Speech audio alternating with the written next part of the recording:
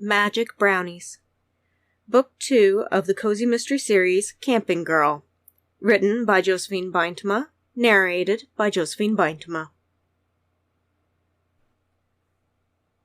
Chapter 3. First Reservation.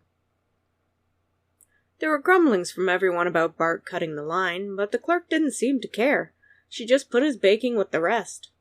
Bart said something about having to get back to work and elbowed his way out of the building again. "What a jerk," muttered Molly.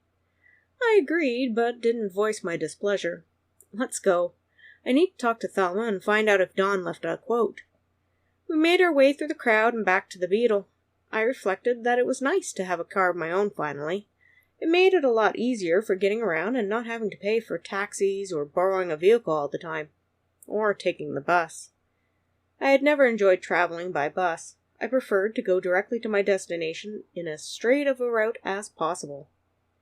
Back at the campground, I pulled up to Thelma's trailer. Before I could knock on her door, Thelma swung it open. "Good morning," she trilled happily, coffee cup in hand and a silk robe wrapped around her thin frame. Her short hair looked a little more red, and I wondered if she had gotten it touched up. "I see you got your grandma's car from Mechanic Mike's garage." "I did," I nodded. Once I got used to the shifting, it has been easy to drive.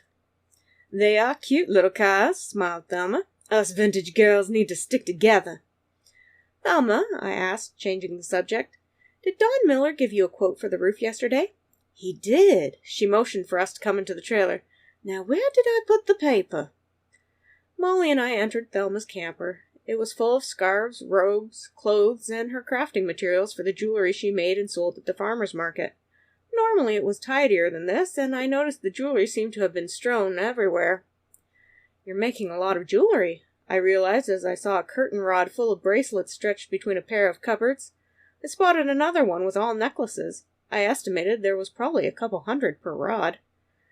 "I heard from Blakely Rivers, who does the glass booth, that Fergie from Fergie's Fiery Kitchen is going to be at the farmer's market this Saturday," an excited Thelma informed us. "We were already having a charity weekend where the firefighters, police, and emergency responders were going to be doing games to raise funds for a toy drive.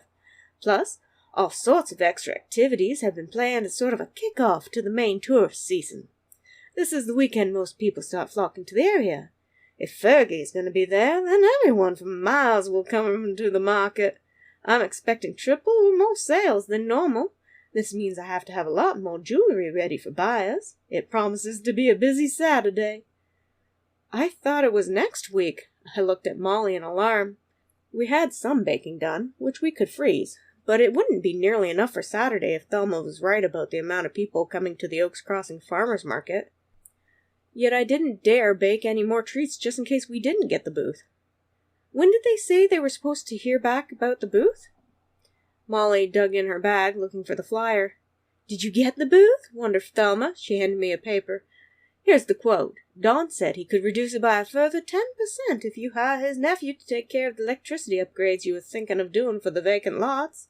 I may have mentioned the electrical needs doing to Don." I looked at the figures on the page. They were more reasonable than the other two roofing companies, since he only wanted to do a section of the clubhouse rather than replace the entire roof. As it was, the job was still going to take an enormous chunk of money from Ethel's bequest. "His nephew is an electrician?" Thelma nodded. "Even Miller. He's young, but he went to school and apprenticed, so I would think he should know what he's doing." "Great." I did the math, liking the 10% decrease. "I guess the Millers have a job."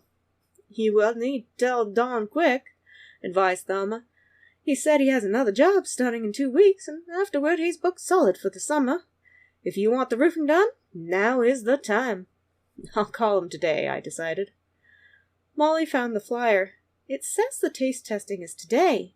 The council is to cast a deciding vote today, and will publish the results by 5 o'clock on the bulletin in the town square." "Today is Thursday," I huffed. "It doesn't give the winner much time to prepare." "I'm sure you can ask some of the campers to help," mentioned Thelma with concern, "like we did for your grandmother and Ethel's memorial. Unfortunately, I need to get my jewelry finished, so I'm unavailable, but maybe Agatha, Bea, or Mabel could help." I would have to ask. I nodded in agreement. We won't know until 5, so I guess I should get some of the other things done. I have all this paperwork from town now, and I should check up on Matthew again. Maybe we should go to town earlier and get the stain for the boardwalk and the dock from the hardware store. How about I check on Sweet Toffee Matthew, and you can fill out all the boring paperwork, chirped Molly sweetly. He will never get any work done if you are around, I warned. I knew Molly would just stay under Matthew's nose all day if she could. I'm not paying him to flirt with you. Oh, pooh! Let the girl have a little fun, cheered Thelma. They're both young, and he is handsome. Fine, I capitulated, feeling a little annoyed. Check up on Matthew and see if he needs a cold drink. Otherwise, let him work. Yes, boss. Molly saluted smartly with a wicked smile as she left the trailer. You know, if you took to flirting, you might erase those worry lines growing between your eyebrows, remarked Thelma casually. I'll lose the worry lines when I'm solvent, I sighed, looking at Don's quote again. Thank you, Thelma, for talking to Don for me. It wasn't hard, smiled Thelma in satisfaction. I talked him into the 10% reduction, and if we hired Evan, all I had to do was stroke his vanity a little. Men are all alike. I tell you, Ivy, do a little flirting, and the prices will come down. Bye, Thelma. I shook my head as I left the trailer. Somehow, I didn't believe her method would work for me. I just wasn't that type of person. The last time I had tried to flutter my eyelashes at someone, they asked if I had something in my eye and proceeded to try to have me flush it with water. I ended up embarrassed, and my mascara making me look like a raccoon. Hours later, I had contracted Dawn and Evan, lining them up to get the work done. I would pay part of the money up front, and the rest when the jobs were complete to my satisfaction. I also finished the last of the paperwork for the town, and wrote a check for the obscene amount of money it took to run a business here.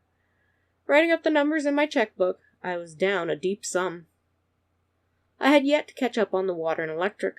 Also pressing was the updating of the electrical outlets for the lots, making sure the water lines worked, whiny golf carts to service, lighting in the campground, and the swampy pool to fix. It was just the start. Ethel's money was going to be gone well before this part of the list was done. I sighed. Hopefully Molly was right and I could make a go of this catering business. I certainly needed the money. There was a chirping from my phone. Pulling it out, I answered. Happy Camper Resort, Ivy speaking. Hi. I was wondering if you had any spaces open for the weekend. I would like an area for tent camping for some friends and I, a voice on the line asked. Yes, I said in surprise. This was the first customer to call for the season. I could definitely work with tent campers. They wouldn't want a site which had hydro. All I needed to do was make certain the sites they had used had the grass freshly mowed. Camp tenters should be a breeze. Absolutely, I have space at the Happy Camper Resort. Great! Relief was evident in his voice. Everyone else is booked up for the weekend, and my friends are coming. We thought it would be fun to go camping. I took down his details and quoted him a price. He readily agreed to the terms of the deal. Smiling, I hung up my phone at the end of the call. My first reservation. I was so pleased, I did a little happy dance. Sure, it wouldn't put a dent in the money problems I had, but it was a start. Taking Cookie and Cupcake for a walk, I went to check on Matthew's progress. Sure enough, I found him leaning on the corner of the pickup, talking to Molly, who laughed at something he said. Great, she was flirting away the working hours. Hey, Molly, there you are, I put on a smile as I approached. It's almost time to get ready to go to town to get a few items. I'm sure you could go without me, hinted Molly as she flipped her long blue hair back. Not really. I need you there, I insisted politely. I should get back to work, otherwise I won't get done, said Matthew sheepishly. It's been nice talking, Molly. Same, flirted Molly before she followed me with a pout. Was that necessary? If I would like to get the project done, it is necessary, I returned. Besides, it's almost time to go to town. I thought you would be excited to see if we got the booth or not. I do want the booth, Molly perked up. We are going to be fantastic. Who knows? Maybe we will even meet Fergie and get a cookbook deal. One step at a time, the pragmatic in me replied. Dropping the Bosties off at Bee's camper with a couple of treats, we headed out in the Beetle to Oaks Crossing. The handy hardware store was where everyone got supplies for DIY projects. It didn't take long to pick up a couple cans of stain, some brushes, and a mixing stick. I paid for the purchases before we went to the town hall. There was a crowd of people waiting. Finding parking was awful, since everyone was here. It took me 2 tries down the street before I could squeeze the bug in. We ended up walking a block to get back to where the waiting crowd was. "Isn't this exciting?" asked Ava when she found Molly and I in the sea of people. "Hi, Ava," I greeted her with a little confusion. "I thought you already had a booth at the farmer's market." "Oh, I do," she nodded. "However, I wanted to see who won the contest. A lot of people are showing up out of curiosity. I hear the Oaks Crossing Weekly newspaper is going to do an article on it." "Really?" questioned Molly with interest. "I like the idea of free advertising." "Me too," I agreed, suddenly feeling nervous. The likelihood of us winning out of the 50 or more entrants was slim, but I still felt like we had a chance. "Move over!" Bart Baker elbowed his way between us, heading for the front of the crowd. "Ow!" exclaimed Ava as he passed by. "How rude!" "Are you okay?" I asked in concern. "Bart stepped on my foot," she grimaced. "He's not the lightest person." "He's a jerk," muttered Molly, repeating her early assessment of Bart's character. "That marshmallow thinks he's going to win this thing." "I hope he doesn't," responded Ava. "He's not the nicest individual." Molly gave me a look of disbelief before whispering in my ear, "Isn't she just a little too wholesome?" I gave Molly a look of warning. I liked Ava, and I hoped Molly would play nice around her.